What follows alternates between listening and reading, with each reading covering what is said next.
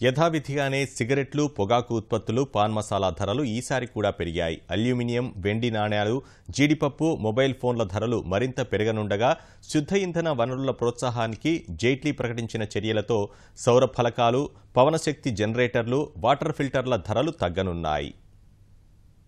అతిపెద్ద పన్ను సంస్కరణగా భావిస్తున్న వస్తుసేవల పన్ను త్వరలో అమల్లోకి రానున్న నేపథ్యంలో 2017-18 బడ్జెట్లో పరోక్ష పన్నులను జైట్లీ దాదాపు యథాతథంగానే ఉంచారు. సిగరెట్లు, పొగాకు ఉత్పత్తులపై పన్ను మోత మోగించారు. పాన్ మసాలాలపై ప్రస్తుతమున్న ఎక్సైజ్ సుంకాన్ని 6% నుంచి 9% పెంచారు.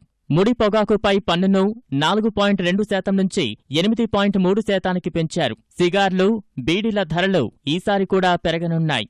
మొబైల్ ఫోన్లలో ఉపయోగించే పాపులేటెడ్ ప్రింటెడ్ సర్క్యూట్ బోర్డుల దిగుమతిపై 2% ప్రత్యేక సుంకాన్ని విధించారు.